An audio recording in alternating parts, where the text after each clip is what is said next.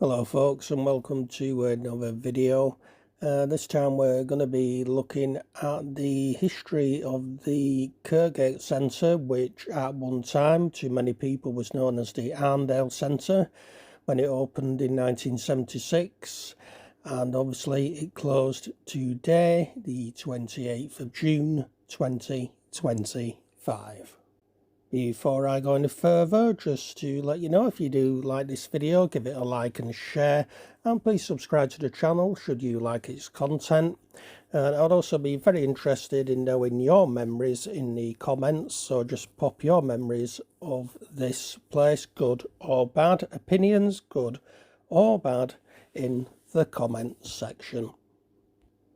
Before the Kirkgate Centre there was the Arndale Centre, and when it opened in 1976 it ushered in a shopping revolution.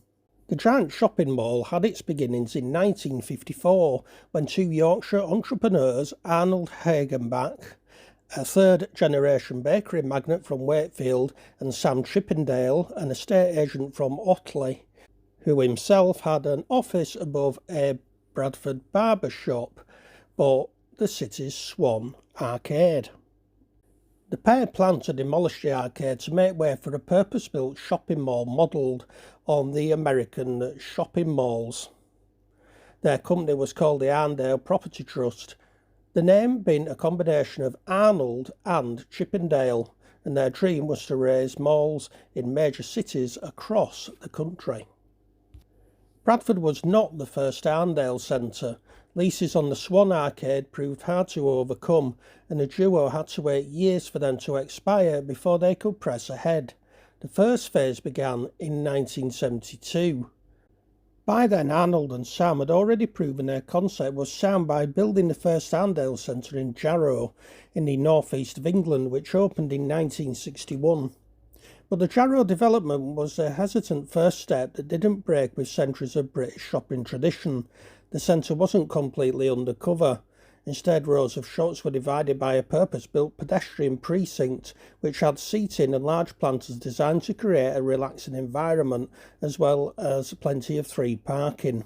Maybe that's why the Jarrow Arndale's pie shop was the busiest anywhere in the northeast. It didn't take long for the company to wholly embrace the shopping mall concept, however.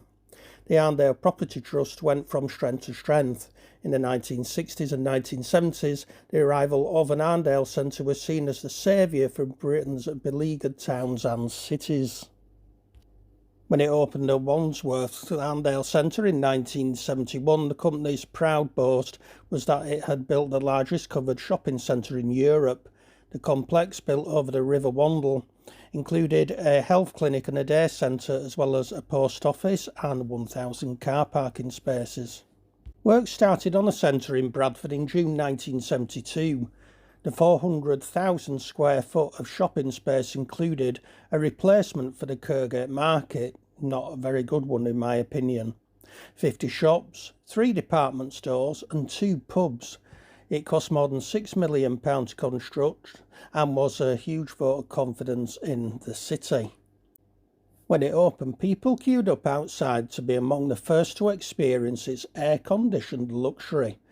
There were fountains, escalators, and even a wooden hippo for the children to play on, and in, thanks to a gaping mouth. There was also the waterfall in the middle as well. I remember that as a child.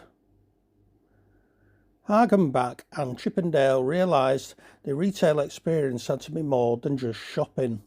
The Arndale Centres pioneered on-site restaurants, along with pubs, and used the walkways to create displays such as Santa's Grotto at Christmas. Car dealers were encouraged to show off their latest models, and shoppers enjoyed the chance to browse for a new car without the pressure of a motor dealer showroom. Not many people paid much attention to the ancient market cross at one of the entrances, but that was all that remained of the original Kirkgate Market.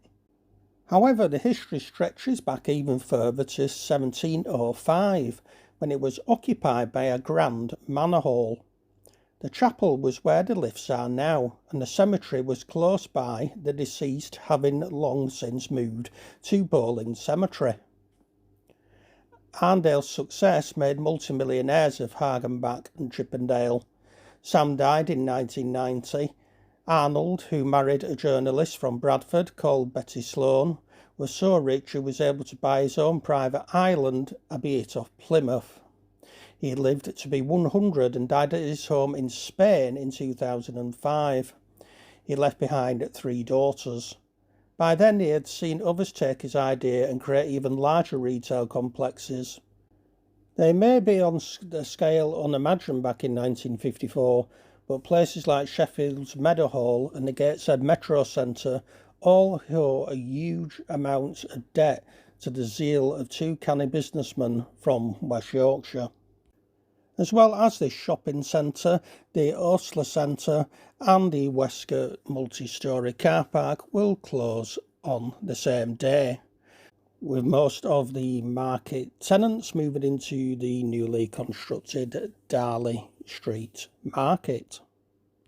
Once these buildings have been demolished, they will form part of the new city village, something of which I will do a video on very much later, and also we'll be doing a video on the Osler / John Street Market Centre as well. So at the start of this video, I've asked you to share memories in regards to this shopping centre. I remember the numerous stalls and cafes and fads that was in the market bit. I also remember WH Smith, Tandy, and also Boots, which was over 3 floors, Argos, Littlewoods, Index Catalogue, the 3 Cooks, and of course, who can not remember the Santa's Grotto, where I used to stand waiting to see Santa as a kid. Obviously, then there was the escalators with the pond at the bottom and the water that used to come from the ceiling to create a curtain fall, if that's the correct term for it. And obviously loads of other shops down at the bottom as well. It used to be an absolutely bustling place to go. And of late, quite obviously, a lot of the tenants have moved out to the Broadway Shopping Centre, and it's basically become a shadow of its former self. So there we go, folks, over to you now. Please share your memories, good or bad, either way. Whether you like the place or not, it is a sad day for some people that it has closed today. Also remember to like, share and subscribe if you do like this video, and have a look at the other videos on my channel by clicking on the avatar. So until the next video, take care of yourselves, folks, and goodbye for now.